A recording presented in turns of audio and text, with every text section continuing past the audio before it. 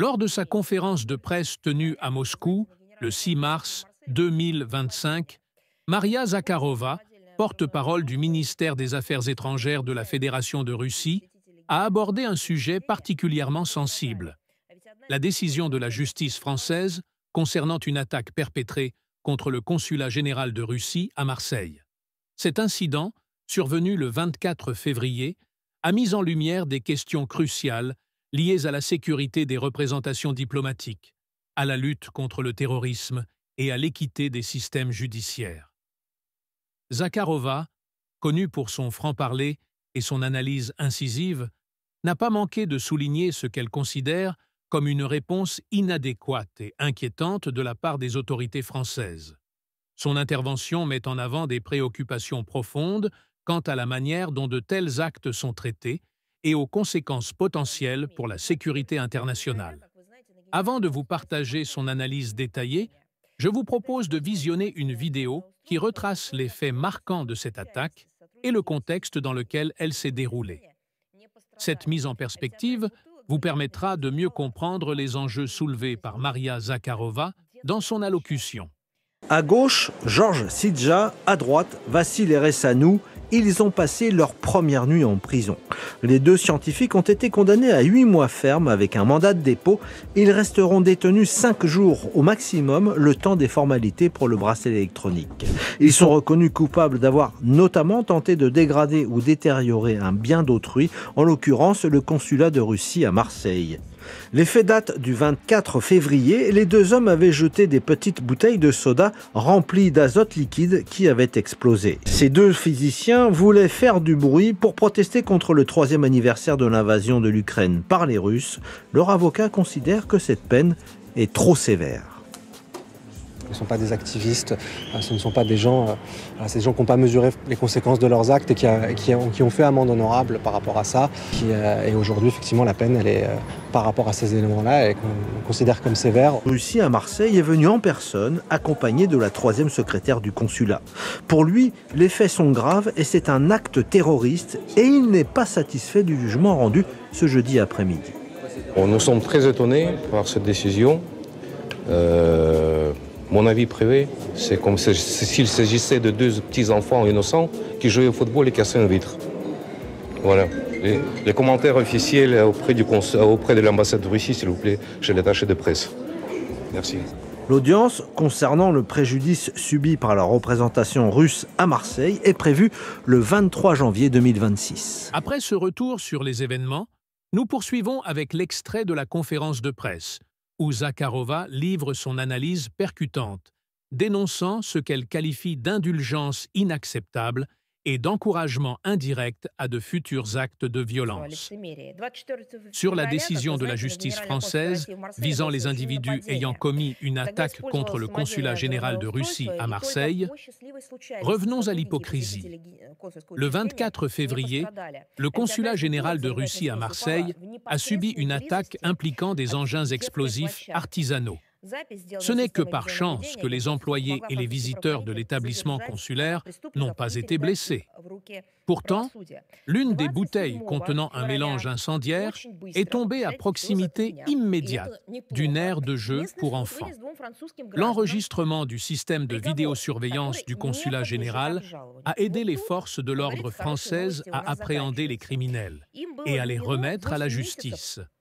Le 27 février, en seulement 3 jours, ce qui n'est pas mal, le tribunal local a rendu un verdict sans appel à l'encontre de 2 citoyens français. Et c'est là que les bonnes nouvelles s'arrêtent pour nous. Ils ont été condamnés à 8 mois.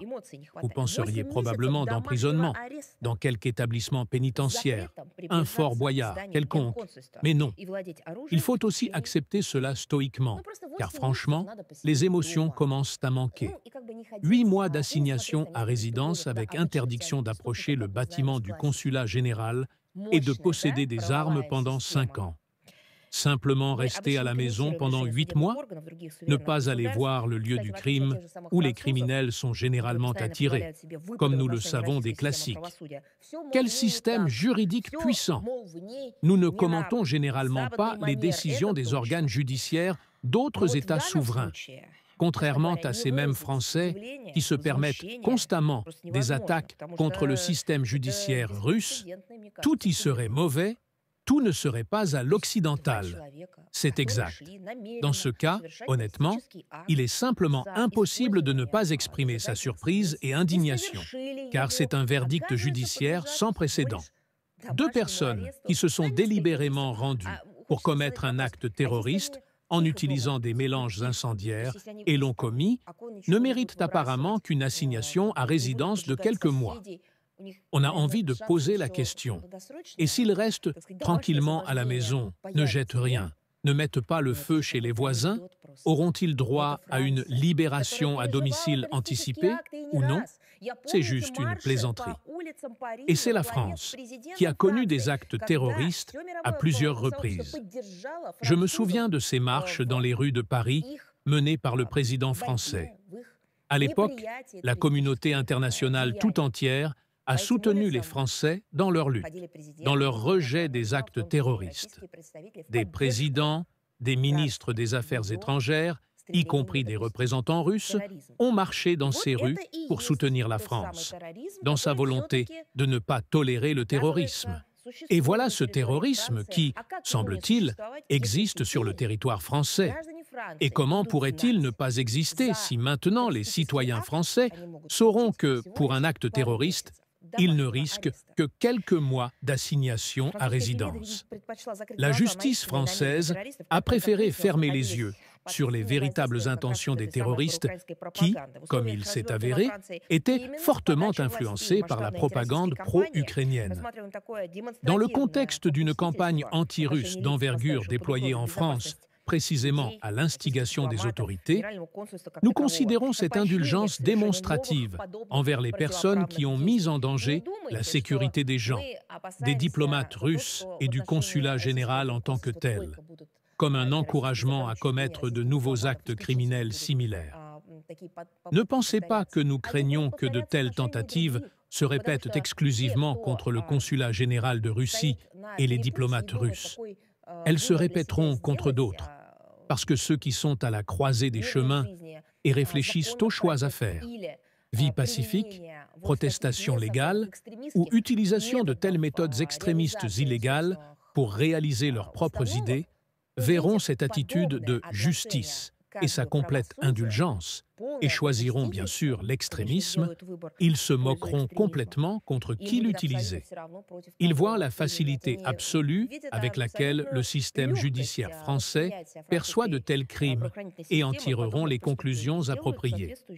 La permissivité est engendrée non seulement par l'impunité, mais aussi par une punition disproportionnée à la gravité du crime commis. Nous appelons à nouveau les autorités françaises à prendre des mesures exhaustives pour assurer la sécurité des représentations russes à l'étranger, de leurs employés et des membres de leurs familles.